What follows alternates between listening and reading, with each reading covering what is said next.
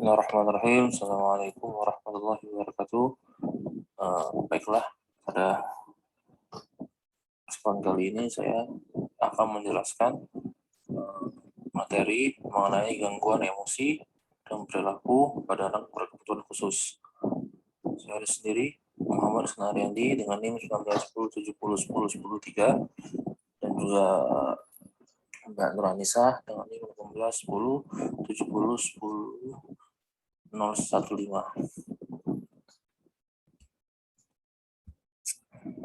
Selanjutnya yaitu anak dengan gangguan emosi dan perilaku adalah anak yang mengalami kesulitan dalam penyesuaian diri dan tingkah laku tidak sesuai dengan norma-norma masyarakat yang berlaku di lingkungan kelompok usianya maupun masyarakat pada umumnya, sehingga akan merugikan dirinya maupun orang lain dan karenanya memerlukan pelayanan ataupun pendidikan khusus demi kesejahteraan diri dan juga lingkungan di sekitarnya.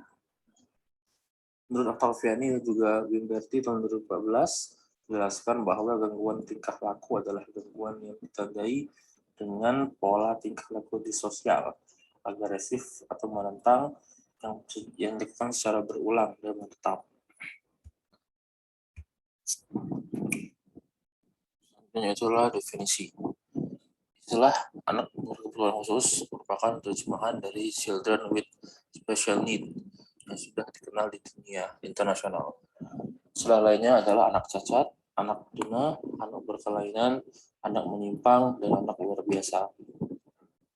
Kemudian gangguan emosional dan juga perilaku atau emosional dan juga behavioral disorder di Indonesia dikenal dengan istilah tuna laras. Simptom gangguan emosi dan perilaku biasanya dibagi menjadi dua macam, yaitu externalizing behavior dan juga internalizing behavior.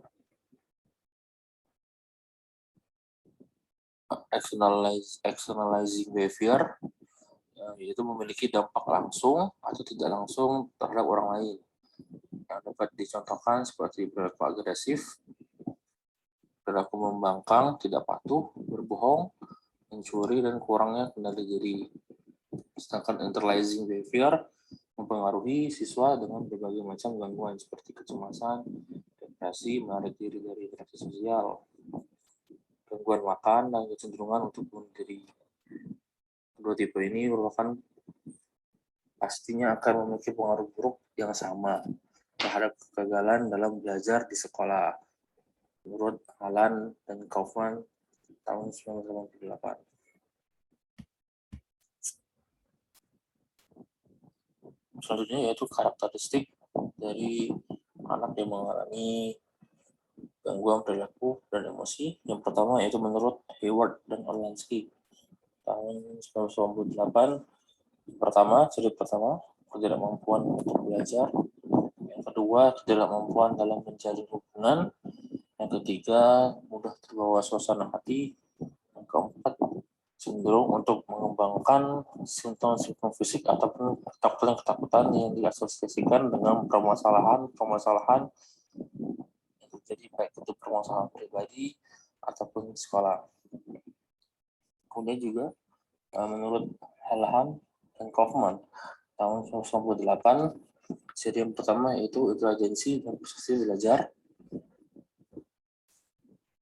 yang dimana mereka menemukan bahwa anak-anak dengan gangguan ini memiliki intelijensi di bawah normal atau dalam satuan sekitar 90 dan beberapa di atas baik normal. Yang kedua yaitu karakteristik sosial dan juga emosi.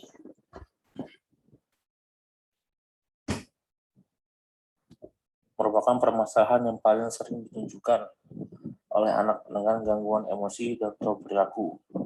Perilaku tersebut seperti memukul, berkelahi, mengejek, berteriak, menolak untuk menuruti perintah orang lain, menangis, merusak, vandalisme, bullying, memeras, yang apabila terjadi dengan frekuensi tinggi ataupun sering, maka anak tersebut dapat dikatakan mengalami gangguan. Anak normal lain mungkin juga melakukan perilaku tersebut, tetapi tidak secara impulsif dan sesering anak dengan conduct disorder atau gangguan perilaku. Nah, yang ketiga yaitu immature withdrawal behavior, internalizing. Anak dengan gangguan ini menunjukkan perilaku immature, tidak matang atau kekanak-kanakan, dan menarik diri dari dunia sosial. Yang tepat dicirikan hanya mempunyai beberapa orang teman, jarang bermain dengan anak seusianya, dan kurang memiliki keterampilan sosial yang dibutuhkan untuk bersenang-senang. Beberapa di antara mereka mengasingkan diri untuk berhayal ataupun melamun, merasakan ketakutan yang melampaui batas keadaan sebenarnya, mengeluhkan rasa sakit yang sedikit, yang membiarkan penyakit mereka terlibat dalam aktivitas normal. Ada di antaranya mereka mengalami regresi, yaitu kembali pada tahap-tahap awal perkembangan dan selalu meminta bantuan dan perhatian. Dan beberapa di antara mereka menjadi tertekan, mengalami depresi tanpa alasan yang jelas. Kemudian menurut Dirjen PLB, pendidikan luar biasa, ciri anak mengalami gangguan perilaku dan emosi, yang pertama yaitu bersikap membangkang, yang kedua mudah terangsang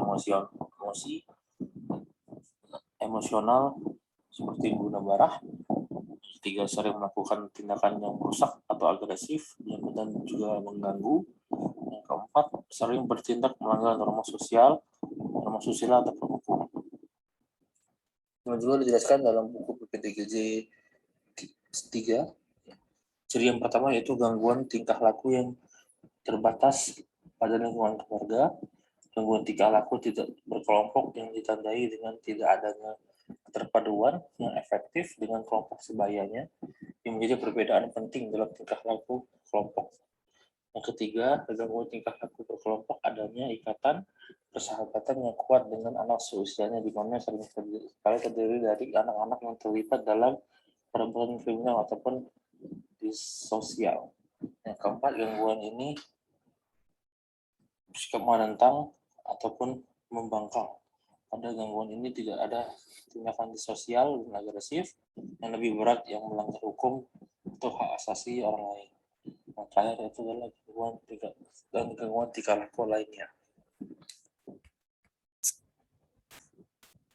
Selanjutnya yaitu faktor penyebab dari adanya gangguan perilaku dan juga emosi.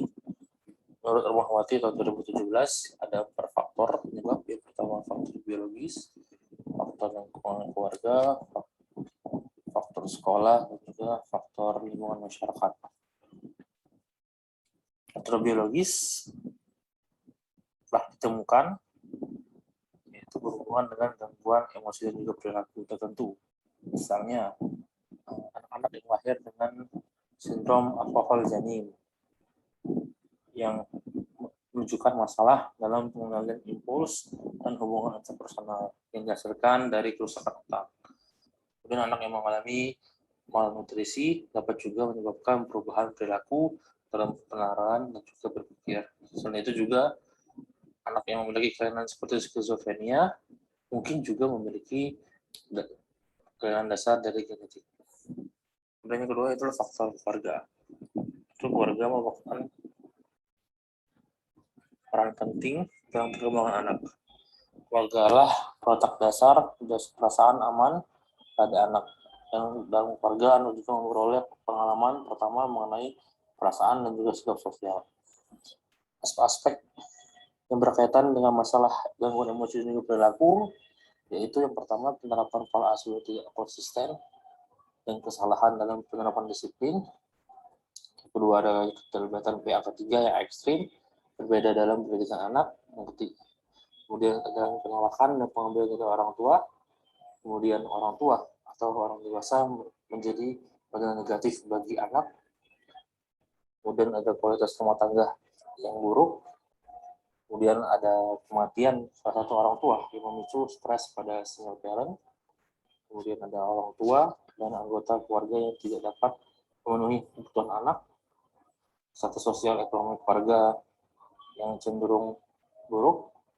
perlakuan orang tua yang tidak adil, harapan orang tua yang tidak realistik, dan juga hubungan fisik yang berlebihan.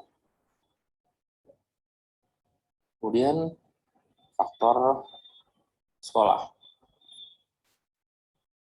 Sekolah merupakan poin kedua setelah keluarga yang mempengaruhi langsung terhadap perkembangan anak, dan guru menjadi orang tua dan juga bertanggung jawab dalam pendidikan anak. Beberapa sikap pihak sekolah yang tidak mendukung perkembangan positif anak atau lain itu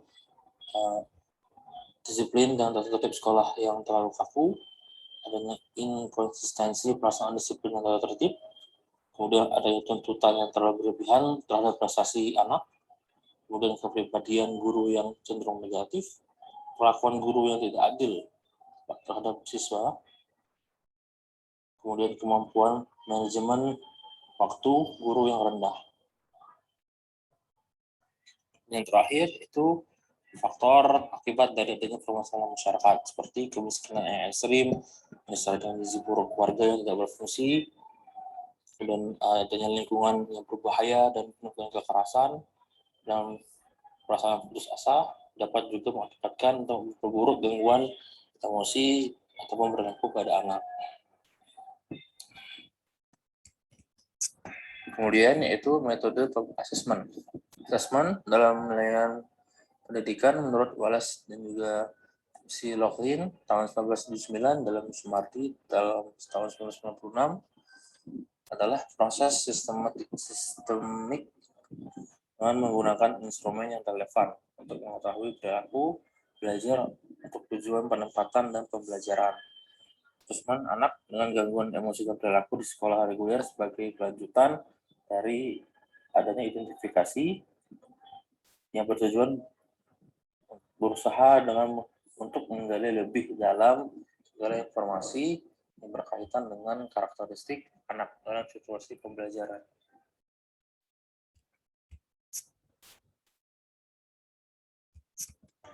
Baik, mungkin itu saja presentasi dari kelompok kami. Lebih dan kurang kami mohon maaf. Terima kasih atas segala perhatian. Kami akhiri.